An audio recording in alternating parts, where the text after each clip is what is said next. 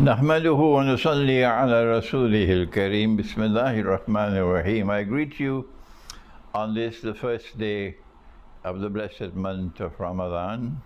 By the time you view this video, I greet you from my sitting room in my Caribbean island of Trinidad, from my rocking chair, and my daughter has ensured that I don't rock too much in my rocking chair today. Because there have been complaints about my rocking on the rocking chair. I greet you with Assalamu alaikum wa rahmatullahi wa barakatuh, a greeting of peace. And I want to entitle this talk, Pakistan's Moment of Truth. It is likely that by the time this video appears on the internet, excuse me, sometimes you hear me smacking my lips and it irritates you. It's because of dryness in the mouth. The dryness in the mouth cannot be resolved unless the problem of type 2 diabetes is resolved. So because of this dryness in the mouth, you hear me smacking my lips, but please bear with me, I'm an old man. By the time this video appears on this, the first day of Ramadan, the Pakistan's parliament, I think they call it the National Assembly. I'm not a Pakistani. No, I'm not a Pakistani, but I am a Muslim. And Pakistan says that it was created in the name of Islam. So I do have some credentials to comment on Pakistan. The Pakistan National Assembly would have voted in something that they call a motion of no confidence. I never heard about it in the Quran. I never saw it in the Sunnah. And yet you have those who consider themselves to be political parties that are based on Islam, enthusiastically walking down the road into the lizard's hole with the motion of no confidence to remove the sitting Prime Minister. Whether he survives the vote or not, I don't know, but it seems unlikely that he will survive the vote. And the first comment I want to make is that those who have ganged up, because that's what they have done, a disparate group of people who have all different views, but they have one thing in common, a lust for power, lusting for power. And even if they have to sleep with the devil, they will do it in order to gain power. This band of people have ganged up together to try to remove a government in Pakistan. What's new?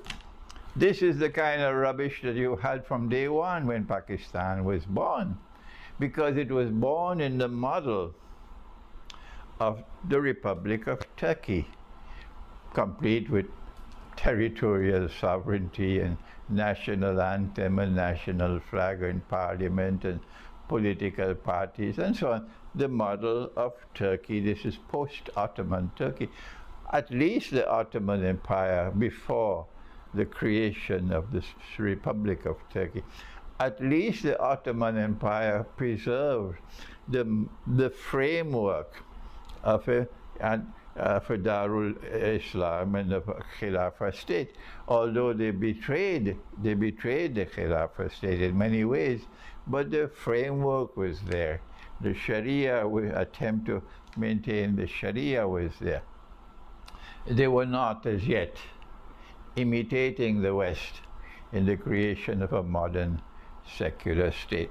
So from the day Pakistan was born, we are accustomed to this rubbish that we now see using a motion of no confidence to remove a sitting Prime Minister. It's rubbish. But those who have no fidelity to the Quran, those who have forgotten the Quran, those who have forgotten the Sunnah, they now live imitating the most godless civilization the world has ever known. They don't know it, I know it. Modern Western civilization created by Dajjal to fulfill Dajjal's missions. This is modern Western civilization.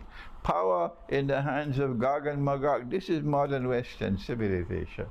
And they imitate them blindly. blindly.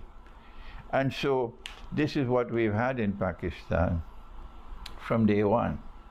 But we want to remind you that we have offered a comment on the Russian military intervention in Ukraine, that this is what I call, or some people call it, a game changer. Namely, an old world order which has lasted for 300 years, which was one characterized by ever-increasing oppression and godlessness and decadence. Some people add 9 to the 300. That world order is now coming to an end. And the effects and the implications of the Russian military intervention in Ukraine is that this is the beginning of a new world order which will replace that old one. The defining moment would probably be the Great War. You will push Russia and push Russia and push Russia until the war takes place, but you are the one to blame for it. This new world order which is coming into being, I have understood the Quran. Of course, the Darul Uloom will never agree with me.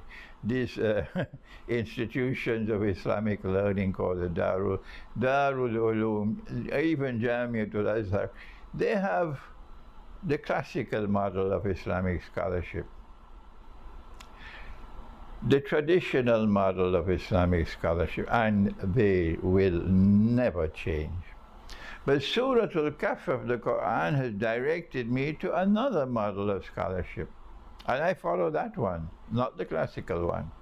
I recognize the classical model to have its benefits, but to be inadequate to penetrate the reality of the world in Akhir Zaman, the end time. Whether you be Hindu or Orthodox Christian or Muslim or Jew, it matters not.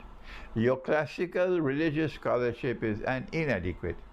You have to follow the model of Khidr alayhi salam in order to be able to penetrate the reality of the world in Akhir Zaman. And I follow this model because Iqbal, Dr. Muhammad Iqbal, he led the way.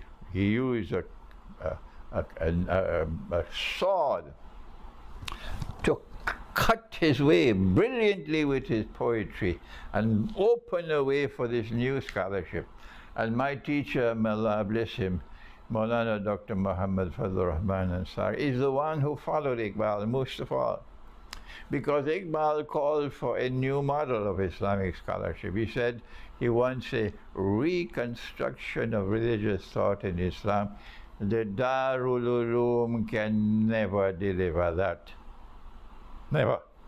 Al-Azhar University can never deliver a reconstruction of religious thought in Islam. That's what Dr. Iqbal wanted. Are you listening to me in Pakistan? All of you in Pakistan who honor and respect Iqbal, forget your religious party to which you are aligned. Forget whether you are Sindhi or Punjabi or Balochi or this or that or the other.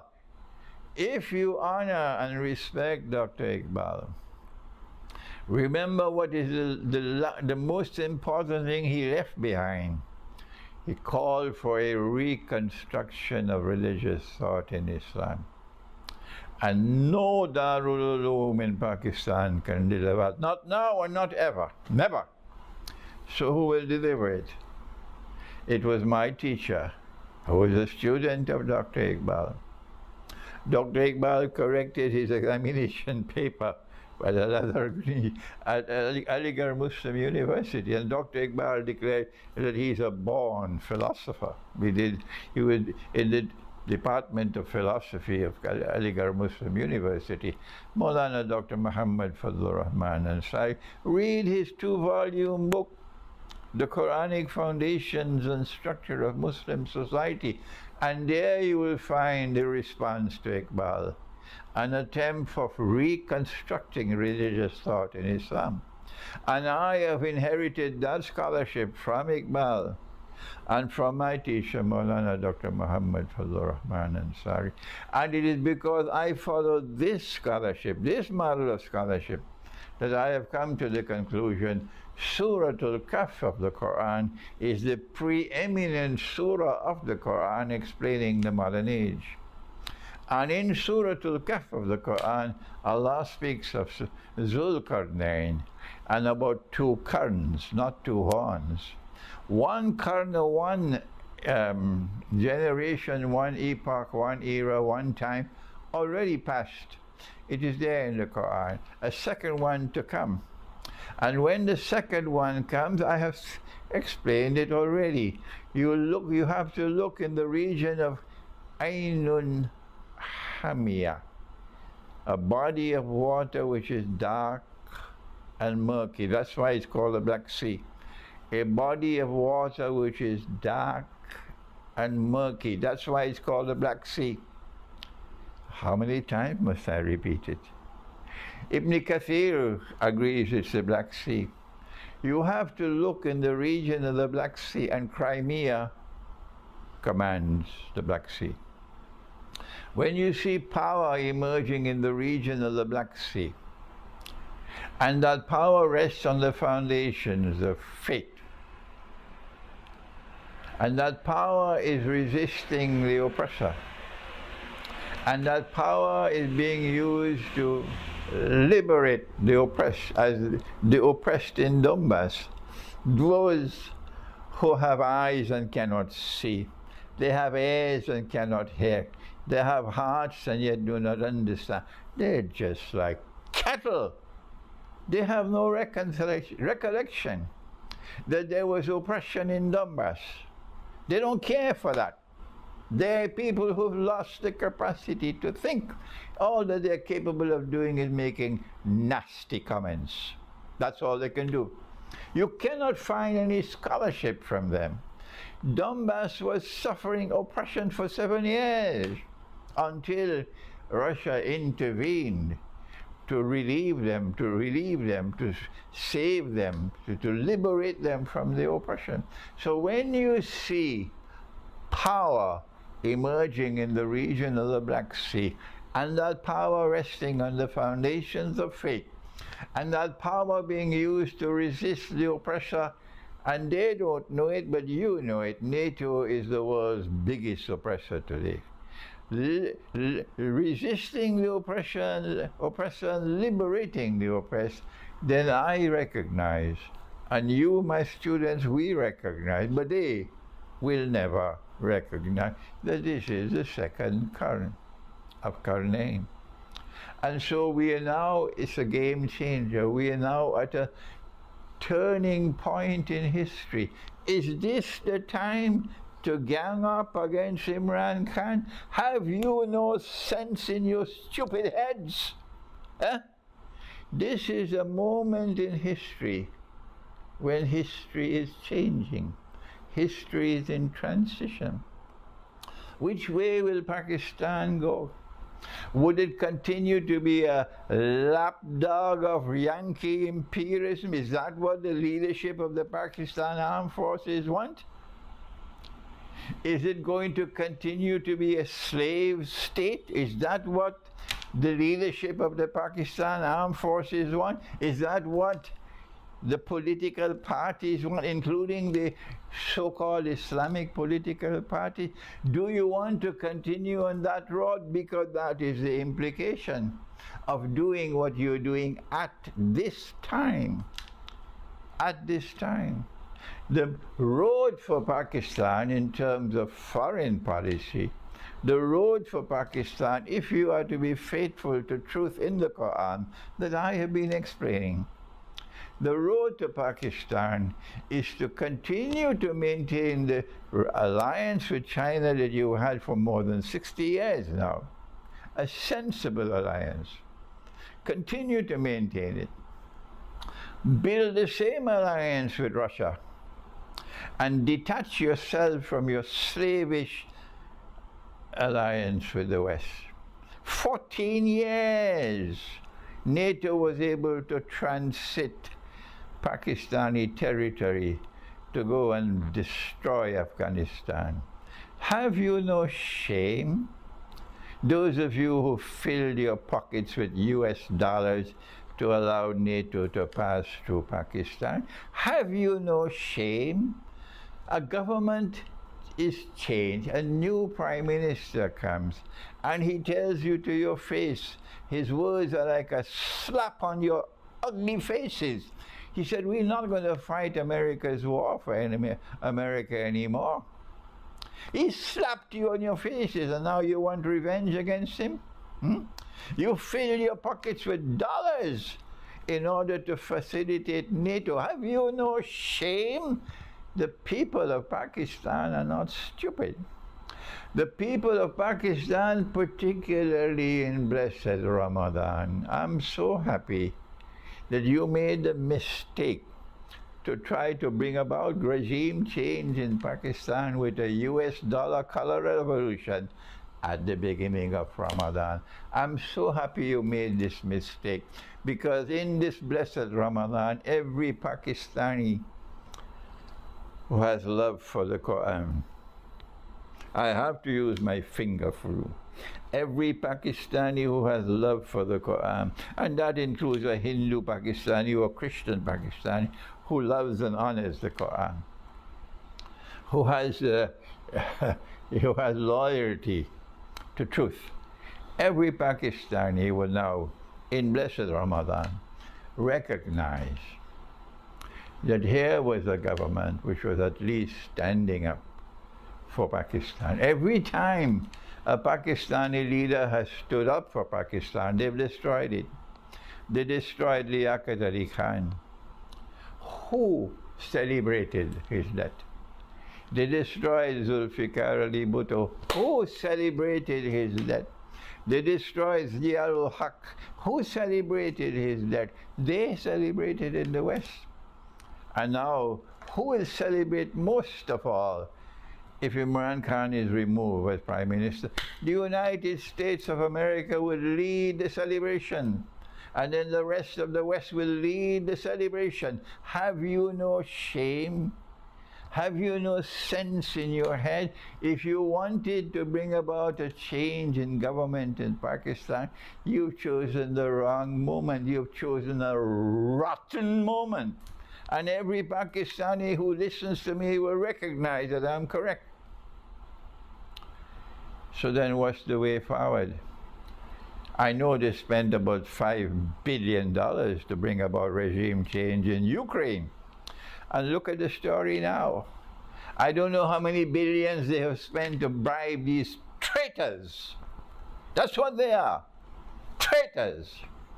Who has stabbed the government in its back at this moment to bring it down. Traitors they are. I don't care two peanuts for what they say about this video and their supporters. They are traitors to take US dollars and to take bribes and to negotiate deals to bring down a government which stood with integrity, refusing to bow down to condemn Russia for doing what Russia did in Ukraine.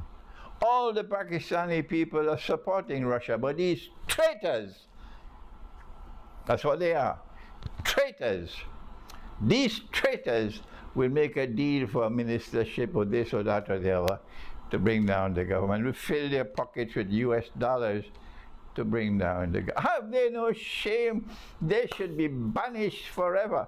No Pakistani should even shake hands with them. Again, forever. Banish them from your society. They are the scum of Pakistan. Because this is the moment that they choose to stab the government in its back. Shame on you! Shame on you! So then, what's the way forward?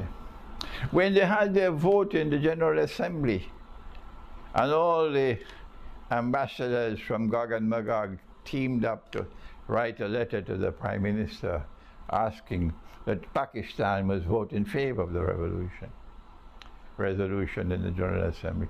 And Pakistan said to them, go jump in the Red Sea. We don't care two peanuts for you. This is not a slave state. And then when they imposed sanctions on Russia, and Pakistan declared, no, we will continue to maintain business relations with Russia, as India did. And so Pakistan must pay a price for it. You want to punish Pakistan now? And so you bring about a regime change in Pakistan, a US dollar regime change in Pakistan.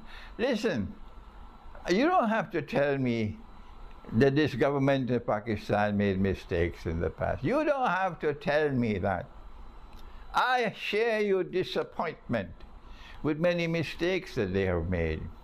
But you cannot deny that this government in Pakistan stood up, as the Pakistani government should stand up, against the West in the matter of Russia. You cannot tell me I'm wrong. So then, are you going to take the mistakes that Imran Khan made, and he made mistakes, yes? Use those mistakes to now stabbing in his back at a moment when history is changing? Have you no sense?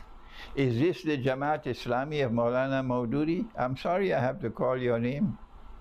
Have you no sense in your head? Don't you have leaders who have a capacity for insight? And so I expect that the government will fall. I expect that this gang of bribery and corruption will now take over Pakistan. It's back to square one. Business as usual, Mr. 10%. The gang will now fight each other for the dinner table. We want this, we want that, we want the other. We'll watch and see them fighting for the dinner table. But what's the way forward? The way forward is Pakistan. I have come to say to you that the moment of truth has arrived for Pakistan. In fact, the moment of truth arrived many years ago. It's now become even clearer than before. The moment of truth for Pakistan has arrived. You must not give your support to any political party. You must not give your support from this day on to any political leader unless and until he declares that we recognize absolute truth to be located in the Quran. That is the first step forward. There is much more that will come as implication from that first step, but I need not spend the time at this time to explain it all. But if a political leader or a political party refuses to declare, we recognize absolute truth to be located in the Quran, and we recognize truth to be located in the Hadith only to the extent that it is in harmony with the Quran and not in conflict with the Quran. Do not give your support, not even to Imran Khan. Nobody. Don't give your support to anybody. And if any political leader comes forward and says, yes, we now agree, even though we didn't have the courage to say it before, we are now declaring the way forward for Pakistan. The first step is that we declare absolute truth is located in the Quran. And we are prepared now, sincerely so, to try to work out a road for Pakistan, the conduct of state in Pakistan, which is faithful to absolute truth located in the Quran. Once they give that pledge, then the next step that we're going to deal with is the Pakistani rupee, but we're not going to talk about that now. And so I wish you in Pakistan to do me a favor. Take this talk of mine and translate it. Put the subtitles in Urdu. Put the subtitles in Sindhi. Put the subtitles in Pashto. Put the subtitles in Balochi. Put the subtitles in all the other languages of Pakistan, but most of all in Urdu. And then reach this lecture out to the people of Pakistan and all the platforms that are available to you on the internet. Because I understand somebody told me Every Pakistani now has access to the internet. It has its bad danger, it also has benefits. So please reach this talk out to the political parties as well, so that they must know you have to take a decision on the Quran, otherwise Pakistan will not support you. Thank you. Wassalamu alaikum wa rahmatullahi wa barakatuh.